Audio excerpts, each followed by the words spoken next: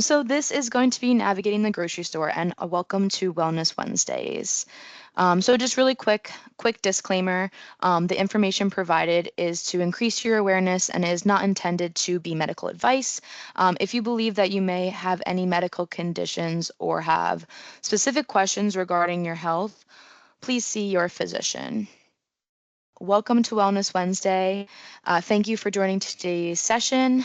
Today's topic is navigating the grocery store, and there are so many options for us when we are shopping that it isn't always easy to make the best choices. So today we are going to discuss your shopping patterns to choose healthy options, as well as some tips for every aisle in the grocery store.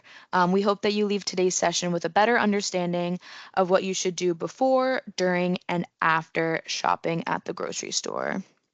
Before you shop, some of the things that we will talk about pertaining to what you can do before you shop will include budgeting, planning your meals before you go to the grocery store, making a list, and then also some ways that we can utilize technology to help us in the grocery store. First thing we're going to talk about is budgeting. Healthy eating doesn't necessarily always have to be expensive, and eating healthy starts with shopping healthy. So one of the most important things that we can do is set a realistic budget based on our monthly income and weekly income, and you can decide what you want to spend comfortably. Once you have your budget set, you want to look for all the ways that you can stretch your dollar as far as possible.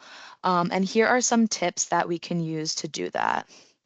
So, budgeting starts by planning your meals and making a list, which we will describe a little bit more in detail in the upcoming slides. Another tip is to consider buying items in bulk that you use often or are staples in your diet. Yeah, sometimes buying in bulk you'll pay more upfront, but it actually can save you money in the long run. And if you have staple items in your diet that you use often, that can be more convenient to always have them on hand as well.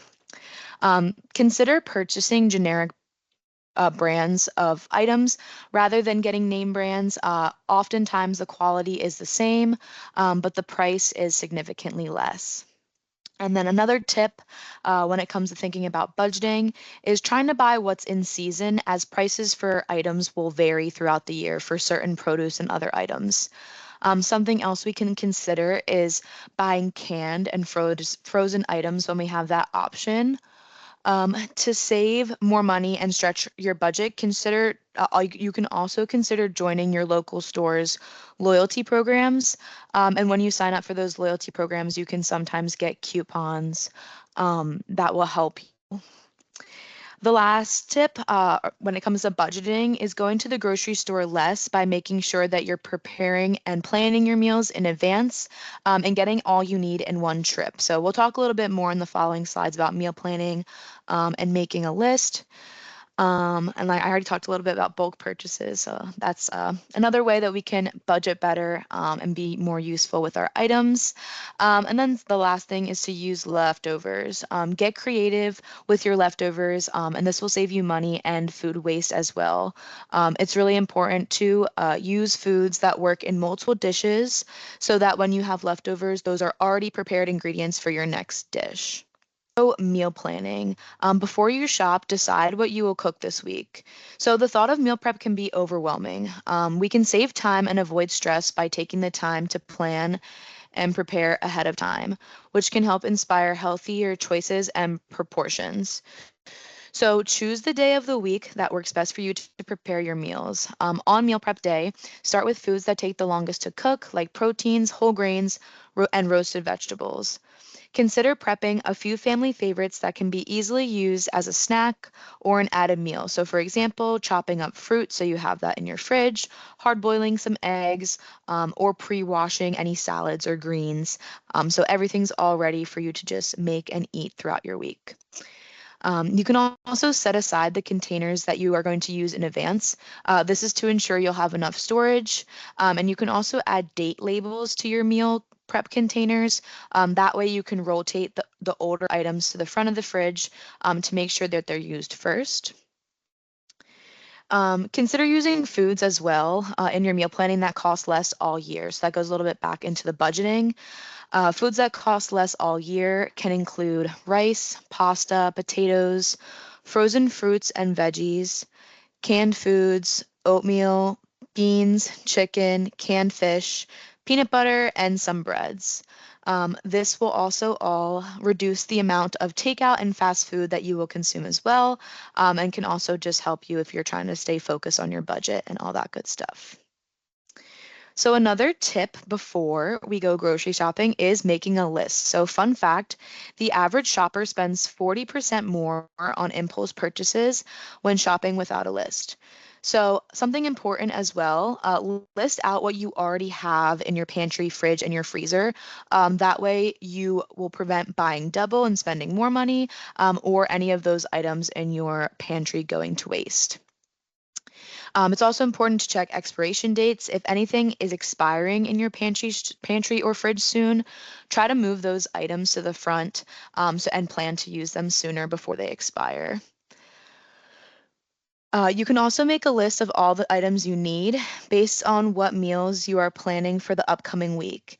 Make sure to get all the items while you are out to prevent from having to go shopping again during the week. And then our last tip for preparing before we go to the grocery store is to use technology. So use your phone for more than just taking pictures of your food. You can use ads and rewards programs like those loyalty programs I was speaking about previously, to help you save a little bit of money when meal planning and making lists. You can also try to order only what you need from the store online, and that can be an easier way to save time. Um, okay, sorry, I already mentioned that. So that, yeah, those are just some ways that we can use technology. The delivery and order pickup is also a way to save time as well.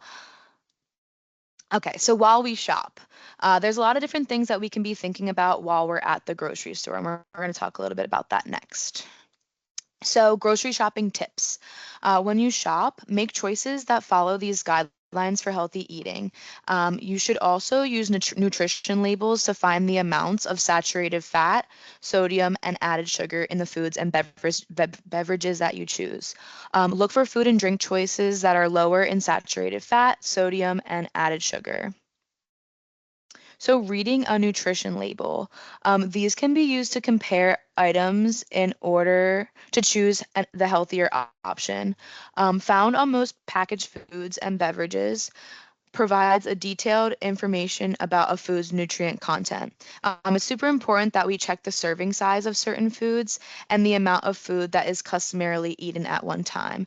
Uh, when it comes to serving size, it's not a recommendation of how much to eat, but it's just letting you know the nutritional value of a serving size of that item. It's also important to check the calories. Calorie refers to the total number of calorie or energy that is supplied from that food. So that includes carbs, proteins, fats, and alcohol in a serving of food. Finding out how many calories are in a single serving can help you determine what kinds of portion sizes is best for you nutritionally in that meal planning. Next, you also want to check the nutrients included in the food.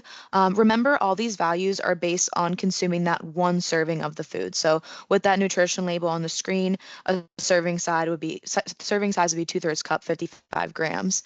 And consider that when you are consuming those foods with those nutrients. Additionally, the last thing to check for is the ingredients list. The ingredients list is a helpful tool for those with food sensitivities, allergies, or preferred patterns of eating. Ingredients are listed in descending order by weight, so the ingredients at the front of the list are the most abundant, and pay attention to the first few ingredients, like I said, as they represent the largest proportion of what's in the product. So something else for while we are shopping, shopping the perimeter of the store. That's where the fresh foods like vegetables, fruits, whole grains, dairy, and fish are going to be located. The items found here should be the main focus of your diet and the meals that you plan.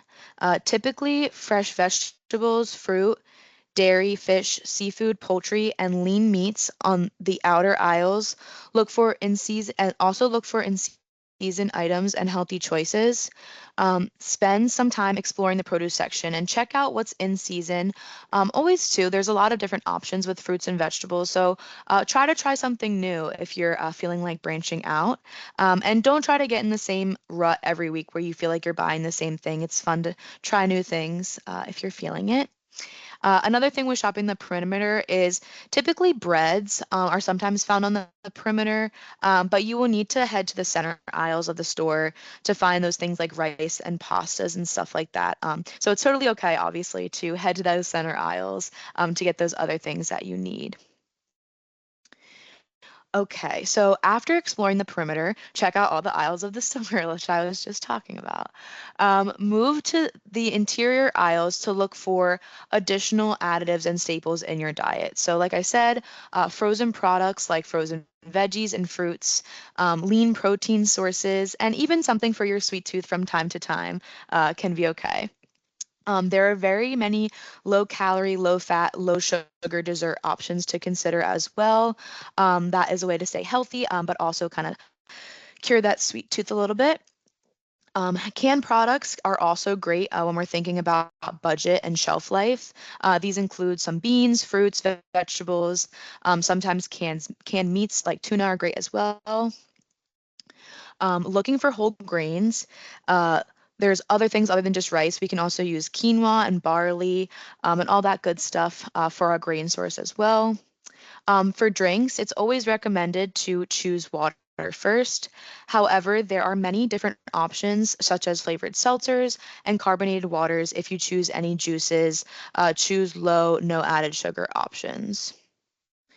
Another reminder while we are in the grocery store and shopping is to stick to your list. So don't shop on an empty stomach. Making a list is important because without one, you are less organized and less likely to purchase the correct items. You'll be more likely to overspend on items you already have and things you won't need. This can also help decrease food waste and limits impulse purchases and can make shopping faster. All right, so after you shop, what can we think about after you shop in terms of preventing food waste and also to practice safe food storage methods? So, reducing waste. So, fun fact, the average person discards 12% of what they buy each grocery store visit. So, say, not necessarily a fun fact, but definitely a fact. It's been estimated that Americans throw away billions of pounds of food each year, either at home or when they are eating out. And that amount doesn't even include the food that goes uneaten at the grocery store or the crops that are left in the farmers' fields. Not all food that is wasted can be saved and eaten, but it's been proven that a lot of food waste could be prevented, especially at home. 20 pounds of food per month is thrown away at the end of each month, so it's really important that we're thinking of ways to minimize that waste. To prevent waste with bulk purchases, portion items into freezer-safe bags and be sure to date them. This helps us use them in smaller quantities and having them readily available for us to use in our freezer. And then some other tips is when we go out to eat, trying to order smaller portions when eating out and taking any leftovers home and making it a point to make sure we're actually eating those leftovers and not wasting them. So, safe storage. It's really important to be mindful of proper temperatures of your freezer and your fridge. Our fridges are supposed to be at 40 degrees or below for safe food storage, and our freezer should be at 0 degrees Fahrenheit or below for safe freezer storage. It's really important that we cool foods quickly. Within 2 hours of grocery shopping, purchasing, or cooking is ideally when food should be stored. Also trying to eat foods in the right time frame. So refrigerated meals should only be in there within and be eaten within 3 to 4 days, and frozen meals within 3 to 6 months. Uh, Also with leftovers, it's important to note that we should only be reheating them once and not eating leftovers as leftovers and reheating them again because may potentially not be super safe. Also, like I mentioned previously, really good idea to use labels and date containers so we know when we got things or when things will go bad. So a few storage tips on this slide here. We start with the countertop. So produce is typically stored on the countertop. Wash as you need it. It's really important that we are washing it before we eat it and not washing it before we store it because that could be a way that the produce can go bad quicker and grow mold quicker. Uh, so the other one is cabinets and pantry. That's where we should be putting our non-perishable items. And we want to be mindful as well of the temperature and the humidity of areas because it can cause food to spoil quicker if they're not being stored in the correct temperature and humidity. The other one is the refrigerator. So store food in the refrigerator from top to bottom. Try to put the stuff that is going to expire quicker in front of you. Like I said, if it's in sight, it's in mind. Also important in the refrigerator with raw meat that we're not keeping it in there for multiple days. We're freezing it if we're planning on using it later. That brings me into the freezer. So the freezer is really important for storing methods similar to the freezer, to the refrigerator, my bad. But especially for things like meats, frozen veggies, frozen meals, and leftovers are best stored in the freezer. Okay, so some takeaways. Before you shop, be prepared to choose healthy options and save money. So like I said, we can do this by making a list and budgeting before we even go to the grocery store. Then while we're shopping, try to look for options with fewer added sugars, keep those nutrients in mind, less such saturated and trans fats, and just fewer ingredients overall can help us stay healthy. And then also after you shop, really, really important that we are trying to reduce waste as much as possible by properly storing our food in a good and safe way. So some Geisinger resources we have for all of you. We do offer health coaching. This is our individualized telephone coaching, and it's used to help to build healthy habits and can help you transform into positive lifestyle changes that positively impact your health. You can feel free to give that number on the screen a call or email wellness@geisinger.edu to learn more. We also offer a culinary medicine cooking class to learn how you can support your health and wellness through healthy cooking. The information for that is at geisinger.org/cooking. And then one of our last resources is clinical nutrition. And this is if you're looking to improve your nutrition or if you're currently living with diabetes, this team can help you achieve a healthier lifestyle. And you can call that number there on the screen to learn more. These are just some references of where we sourced our information from today's presentation. We hope you will join us again soon. Our Wellness Wednesdays are Wednesdays at 12 p.m. And any questions, comments, or topic suggestions can be sent to wellness@geisinger.edu. And then the last thing before we wrap up is just some member resources, just 3 things really quick. The first one is Know When to Go. That is our telenurse program. It provides 24/7 health information and advice on a huge variety of medical topics and can help you decide what kind of care is right for you. You can call telenurse at that number presented there on the screen at any time, 24/7.